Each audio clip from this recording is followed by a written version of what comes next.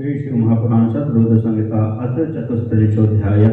भगवान शिव के सुनर्तक नटावतार का वर्णन। नंदीश्वरुवाच सनत कुमार सर्वज्ञ शिवस्य परमात्मनः अवतारं शृणु विभो सुनर्तक नटावयम्। नंदीश्वर बोले, हे सर्वज्ञ सनत कुमार, अब सर्वव्यापी परमात्मा शिव जी के नर्तक नट नामक अवतार का श्रवण कीजिए। यदा हि कालिका देवी पार्वती हिमवत्सुता ते तपः सुविमलं वनं गत्वा शिवाप्तये तदा शिवः प्रसन्नो भूत्तस्याः सुतपसो मुने तद्व्रत सुपरीक्षार्थं वरं दातुं मुदाययौ। जब हिमालय सुता कालिका पार्वती शिव को प्राप्त करने के लिए वन में जाकर अत्यंत निर्मल तप करने लगी, तब हे मुने, उनके कठिन तप से शिव जी प्रसन्न हो गए और उनके भाव की परीक्षा के लिए तथा उन्हें वर देने के लिए प्रसन्नतापूर्वक वहां गए। स्वरूपम दर्शयामास तस्य सुप्रीतमानसः वरं ब्रूहीति चोवाच तां शिवां शंकरो मुने। हे मुने, अत्यंत प्रसन्न चित्त वाले शिव ने उन्हें अपना रूप दिखाया और उन शिवा से वर मांगो इस प्रकार कहा। तच्छ्रुत्वा शंभुवचनं दृष्ट्वा तद्रूपमुत्तमं सुजहर्ष शिवातीव प्राहतं सुप्रणम्य सा। शिव जी के इस वचन को सुनकर तथा उनके उत्तम रूप को देखकर पार्वती बहुत प्रसन्न हुई और उन्हें भली भांति प्रणाम कर वे कहने लगी। पार्वती वाच यदि प्रसन्नो देवेश मह्यंधेयो वरो यदि पतिर्भव ममेशान कृपां कुरु ममोपरि।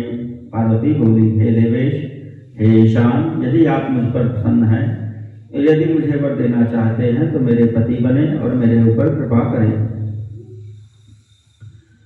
पितुर्गृहे मया सम्यक् गम्यते त्वदनुज्ञया गन्तव्यं भवता नाथ मत्पितुः पार्श्वतः प्रभो। याचस्व मां ततो भिक्षुः ख्यापयंश्च यशः शुभम् पितुर्मे सफलम सर्वं कुरु प्रीत्या गृहाश्रमम्। हे नाथ, मैं आपकी समुचित आज्ञा से पिता के घर जा रही हूँ। हे प्रभु, आपको भी मेरे पिता के पास जाना चाहिए। आप भिक्षुक बनकर अपना उत्तम यश प्रकट करते हुए मुझे मांगे और प्रेम पूर्वक मेरे पिता का गृहस्थाश्रम पूरी तरह से सफल करें। ततो यथोक्त विधिना कर्तुमर्हसि भो प्रभो विवाहं त्वं महेशान देवानां कार्य सिद्धये। उसके अनंतर हे प्रभु, हे महेशान, आप शास्त्रोक्त विधि से देवगणों का कार्य सिद्ध करने के लिए मेरा पाणी ग्रहण करें। कामं मे पूरय विभो निर्विकारो भवान् सदा भक्तवत्सल नामायि तव भक्तास्म्यहं सदा। हे विभो, आप मेरे लिए इस मनोरथ को पूर्ण कीजिए। आप सर्वथा निर्विकार हैं तथा भक्त वत्सल नाम वाले हैं और मैं सर्वदा आपकी भक्त हूँ। नंदीश्वरुवाच इत्युक्तः स तया शंभुर्महेशो भक्त वत्सलः तथा स्मृति वचः प्रोच्यान्तर्हितः स्वगिरिं ययौ। नंदीश्वर बोले, पार्वती के इस प्रकार कहने पर भक्त वत्सल भगवान शिव ऐसा ही हो यह वचन कहकर अंतर्ध्यान होकर अपने स्थान कैलाश को चले गए। पार्वत्यपि ततः प्रीत्या स्वसखिभ्यां समन्विता जगाम स्वपितुर्गेहं रूपं कृत्वा तु सार्थकम्। इसके बाद पार्वती भी प्रसन्न होकर अपनी दोनों सखियों के साथ अपने रूप को सार्थक करके पिता के घर चली गईं।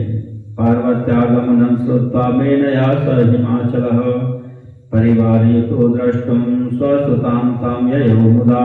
पार्वती के आगमन का समाचार सुनकर हिमालय भी मेना तथा परिवार को साथ लेकर अपनी पुत्री को देखने के लिए प्रसन्नतापूर्वक गए। दृष्ट्वा तां सुप्रसन्नास्यामानसतुर्गृहं कारयामासतुः प्रीत्या महानंदौ महोत्सवं। परम आनंदित वे दोनों पार्वती को प्रसन्न मुख देखकर उन्हें घर दिवा लाए और प्रीति के साथ महोत्सव मनाया। धनम ददौ दिभ्यो मेनागिरीवरस्तथा मंगलम कारयामास सवेदध्वनिमादरात्। सवेद ध्वनि मादरात। मेना तथा हिमालय ने ब्राह्मणादिकों को बहुत सा धन दिया और आदर के साथ वे ध्वनि पूर्वक मंगलाचार कराया। तथा सकन्या सार्धम मुवास प्रांगणे मुदा मेना च हिमवान शैलः स्नातुं गंगाम जगाम सह। इसके बाद मेना अपनी कन्या के साथ आंगन में प्रसन्नता पूर्वक बैठ गई और हिमालय गंगा स्नान करने चले गए। एतस्मिन्नन्तरे शंभो सुलीलो भक्तवत्सलः सुनर्तक नटो भूत्वा मेनका सन्निधिं ययौ। इसी बीच सुंदर लीलाओं वाले भक्तवत्सल शिव नाचने वाले नट का रूप धारण कर मेना के पास पहुँचे। श्रृंगं वामे करे धृत्वा दक्षिणे डमरुं तथा पृष्ठे कंठां रक्तवासा नृत्यगान विशारदः। ततस्तु नटरूपोऽसौ मेनका प्रांगणे मुदा चक्रे स नृत्यं विविधं गानं चाति मनोहरम्। रक्त वस्त्रधारी तथा नृत्यगान विशारद नट रूपधारी वे शिव अपने बाएं हाथ में श्रृंग, दाहिने हाथ में डमरू और पीठ पर कंठा धारण करके मेना के आंगन में प्रसन्नतापूर्वक अनेक प्रकार के नृत्य तथा अत्यंत मनोहर गान करने लगे। श्रृंगं च डमरुं तत्र वादयामास सुध्वनिं महोतिं विविधां प्रीत्या स चकार मनोहरां। तं द्रष्टुं नागराः सर्वे पुरुषाश्च स्त्रियस्तथा आजग्मुः सहसा तत्र बाला वृद्धा अपि ध्रुवम्। उन्होंने बड़ी मनोहर ध्वनि करके डमरू तथा शंख बजाया और प्रीतिपूर्वक विविध प्रकार की मनोहर लीला प्रारंभ की। उन्हें देखने के लिए महानगर के सभी बालक, वृद्ध, पुरुष एवं स्त्रियां सहसा आ पहुँचे। श्रुत्वा सुगीतं तं दृष्ट्वा सुनृत्यं च मनोहरं सहसा मुमुहुः सर्वे मेनापि च तदा मुने। हे मुने, उत्तम गीत को सुनकर तथा उस मनोहर नृत्य को देखकर सभी लोग उस समय सहसा मोहित हो गए और मेना भी मोहित हो उठी। ततो मेनाशु रत्नानि स्वर्णपात्रस्थितानि च तस्मै दातुं ययौ प्रीत्या सदोति प्रीतमानसा। इसके बाद उनकी लीला से प्रसन्न मन वाली मेना शीघ्र ही स्वर्ण पात्र में रखे हुए रत्नों को उन्हें प्रीतिपूर्वक देने के लिए गई। तानि च श्रीचकारासौ भिक्षां कांक्षे शिवां च तां पुनः नृत्यं गानं च कौतुकात् कर्तुमुद्यतः। उन्होंने उन रत्नों को ग्रहण नहीं किया और उन पार्वती को भी भिक्षा के रूप में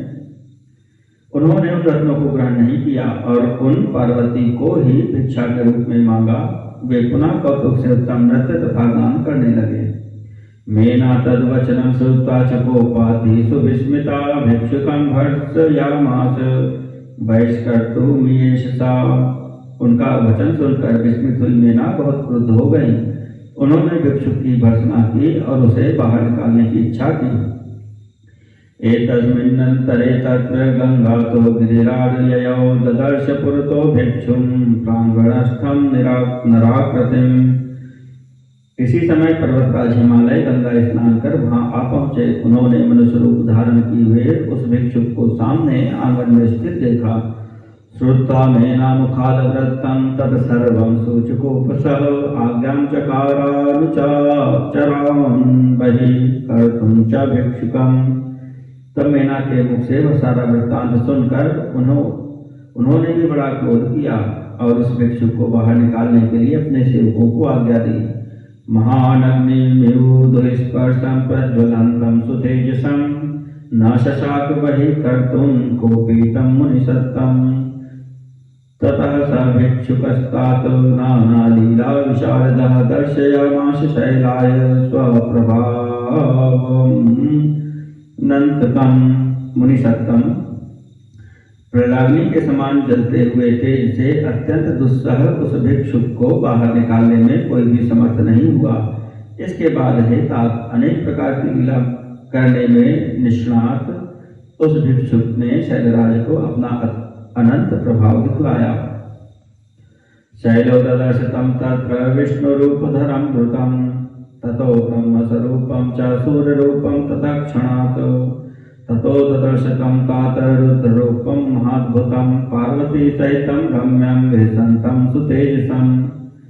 हिमालय ने शीघ्रता से उसे विष्णु रूपधारी, फिर ब्रह्मा रूप और थोड़ी देर में सूर्य रूप धारण किए हुए देखा। हे तात, इसके थोड़ी देर बाद उसको अत्यंत अद्भुत एवं परम तेजस्वी रुद्र रूप धारण कर पार्वती के साथ मनोहर हास करते हुए देखा। एवं सुबहुरूपाणि तस्य तत्र ददर्शः सुविस्मितो बभूवाशु परमानंद संप्लुतः। इस प्रकार उन्होंने वहां उसके अनेक सुंदर रूपों को देखा और वे आनंद से विभोर हो विस्मित हो उठे। अथासौ भिक्षुवर्यो हि तस्मात्तस्याश्च सूतिकृत भिक्षां ययाच दुर्गां तां नान्यजग्राह किंचन। इसके बाद सुंदर लीला करने वाले उस भिक्षु ने शैल एवं मैना से केवल पार्वती को ही भिक्षा रूप में मांगा और कुछ भी ग्रहण नहीं किया। ततश्चान्तर्दधे भिक्षु स्वरूप परमेश्वर स्वालयं च जगामाशु दुर्गा वाक्य प्रणोदितः। पार्वती के वाक्य से प्रेरित हो भिक्षु रूप धारण करने वाले परमेश्वर इसके बाद अंतर्ध्यान हो गए और शीघ्र ही अपने स्थान को चले गए। तदा बभूव सुज्ञानं मैना शैलेशयोरपि आवां शिवो वञ्चयित्वा गतवान् स्वालयं विभुः। तब मैना एवं हिमालय को उत्तम ज्ञान हुआ कि सर्वव्यापी शिव हम दोनों को ठग कर अपने स्थान को चले गए।